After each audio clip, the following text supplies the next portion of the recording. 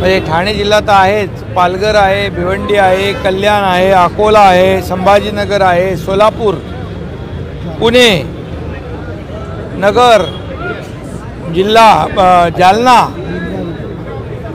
अहिल्यानगर, नागपूर, मला वाटतं महाराष्ट्रातल्या अनेक जिल्ह्यातले आज उबाटाचे पदाधिकारी, काँग्रेस राष्ट्रवादीचे पदाधिकारी, इतर अनेक पक्षांचे पदाधिकारी आज शिवसेनेमध्ये दाखल झालेत। त्यांनी शिवसेनेमध्ये प्रवेश केला आहे। मी त्यांचं मनापासून स्वागत करतो आणि मनापासून त्यांना शुभेच्छा देतो। खरं म्हणजे विधानसभा निवडणुका महाविकास आघाडी जिंकणार आणि मंत्रिमंडळ देखील त्यांनी जाहीर केलं होतं आणि मोठे 5 स्टार हॉटेल देखील बुकिंग केले होते। परंतु महाराष्ट्रातल्या जनतेने महायुतीच्या 2.5 वर्षाच्या कामावर विश्वास ठेवून त्यांच्या सर्व 5 स्टार हॉटेलची बुकिंग रद्द करून टाकली आणि महायुतीचं राज्य, महायुतीचं सरकार या ठिकाणी स्थापन केलं।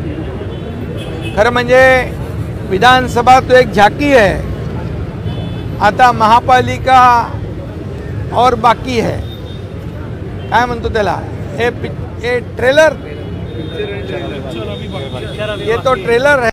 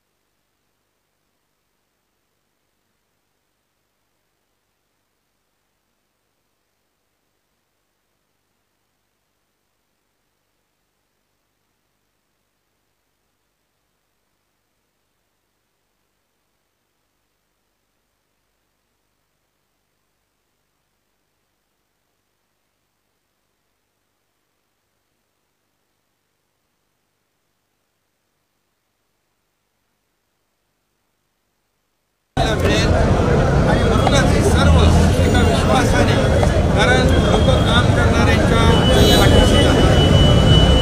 हे लोक विकासाचा अजेंडा घेऊन, आम्ही विकासाचा अजेंडा घेऊन चाललो।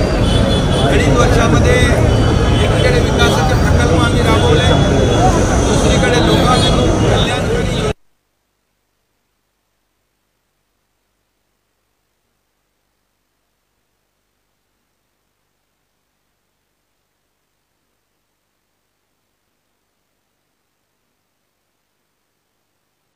काम करणारे लोक पाहिजे, लोकांमध्ये लोकांशी संवाद साधणारे लोक पाहिजेत, लोकांची सुखदुःख विचारणारे लोक पाहिजेत आणि म्हणून ते काम आम्ही करतोय। म्हणून हे लोक सर्व आज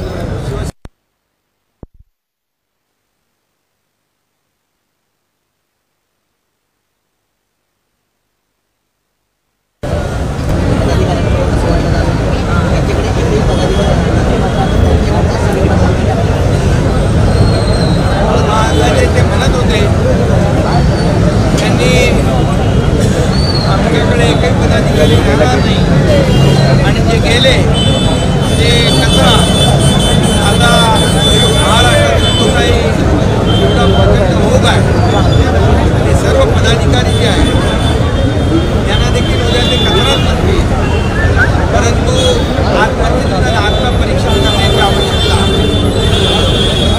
एक माणूस चुकीचा वागू शकतो, परंतु महाराष्ट्रातले तमाम आमदार, खासदार, जिल्हा परिषद सदस्य, कार्यकर्ते लाखोंच्या संख्येने आज शिवसेनेमध्ये येतात, एका विचाराने प्रभावित होत आणि म्हणून आमचं सरकार जे आहे हे जनतेचं सरकार आहे, सर्वसामान्यांचं सरकार आहे आणि सर्वसामान्यांसाठी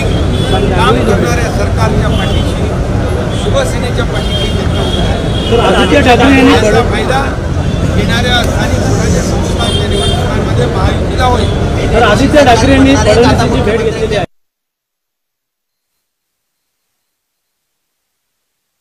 तर आदित्य ठाकरे यांनी याचा फायदा येणाऱ्या स्थानिक स्वराज्य संस्थांच्या निवडणुकांमध्ये महायुतीला होईल. तर आदित्य ठाकरे यांनी फडणवीसांची भेट घेतलेली आहे. जवळीक कुठेतरी साधतात का आता जवळीक साधायला लागली यावर प्रवक्त्यांनी म्हटलेलं आहे आणि मी सांगतो काय आता कुठेतरी जवळीक साधायला जे याच्यामध्ये जे घटनाबाह्य सरकार, घटनाबाह्य मुख्यमंत्री, यामध्ये मुख्यमंत्री देवेंद्रजींना बडतूस म्हणणारे, तू तर राहशील नाही तर मी तर राहीन अशी टोकाची भाषा करणारे एवढ्या लवकर रंग बदलतील असं वाटलं नव्हतं. सरडा पण रंग बदलतो, पण अशा प्रकारचा नवीन जात पहिल्यांदा पाहिजे. लोकांनी ज्यांना झिडकारलं, लोकांच्या बाळासाहेबांच्या हिंदुत्वाच्या विचारांची ज्यांनी प्रतारणा केली, आता जनतेने त्यांना जागा दाखवून दिली आणि मतदारांनी त्यांचा कचरा केला आणि त्यामुळे कुठंतरी ते आता कुणाच्या तरी आता मी सांगितलं, तुम लढो हम कपडा संभालते, तुम लढो हम बुके देके आते, असं मी एकदा म्हटलं होतं. त्यामुळे मुख्यमंत्र्यांना तर कोणी भेटू शकतो, मुख्यमंत्र्यांना तर कुठल्याही पक्षाचा नेता भेटू शकतो, मुख्यमंत्र्यांना सर्वसामान्य माणूसही भेटू शकतो. मलाही अनेक लोक भेटत होते. मुख्यमंत्री आता देवेंद्र फडणवीस साहेब आहेत, त्यांनाही लोक भेटत आहेत. परंतु अतिशय टोकाचा मत्सर द्वेष आणि ज्यांना जेलमध्ये टाकण्याचं कारस्थान करणाऱ्या लोकांनी इतक्या लवकर त्यांना उपरती सुचली, चांगली गोष्ट. त्यांना देवाने सद्बुद्धी द्यावी. सर, मराठी भाषेला अभिजात दर्जा मिळावी म्हणून आपल्याच सरकारच्या काळामध्ये आपण मुख्यमंत्री असताना तो निर्णय झालेला आहे. मात्र आता सुद्धा विरोधक टीका करतायत की या सगळ्या मंत्र्यांना संस्कृती आणि संस्कार शिकवणं गरजेचं आहे मराठी भाषा. अरे बाबा, त्यांना संस्कृती आणि संस्कार महाविकास आघाडीला महाराष्ट्रातल्या जनतेने शिकवलेले आहेत. विधानसभेच्या निवडणुकीमध्ये संस्कार काय आहेत हे जनतेने दाखवलं. कारण ते शिव्या शापाशिवाय दुसरं काय देत नव्हते. शिव्या शाप आणि आरोप.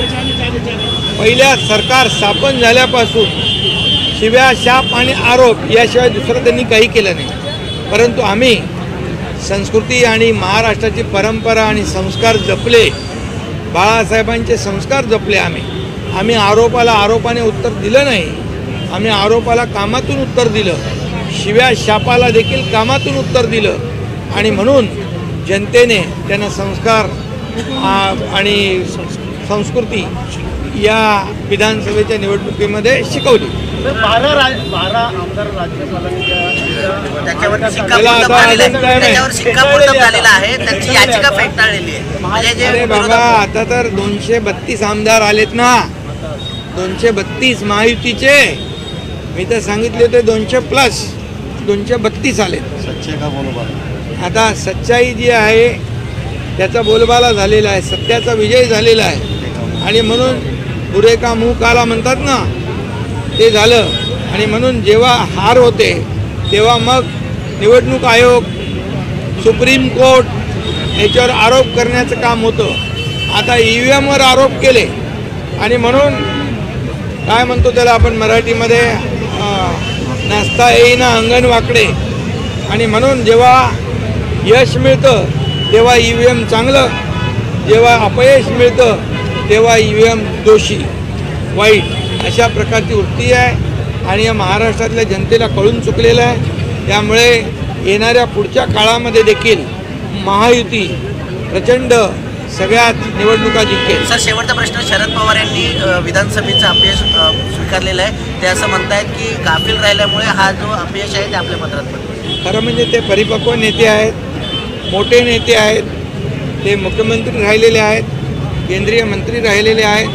त्यामुळे त्यांनी जे म्हटलेलं आहे ते इतर लोकांनी पण ते मान्य केलं पाहिजे. शिव्या शाप देणाऱ्यांनी देखील ते शिकून घेतलं पाहिजे, ते आत्मसात केलं पाहिजे. गणेश नाईक व्यक्त केली आहे. पालकमंत्री पदाचा तिढा अजूनपर्यंत सुटलेला नाही.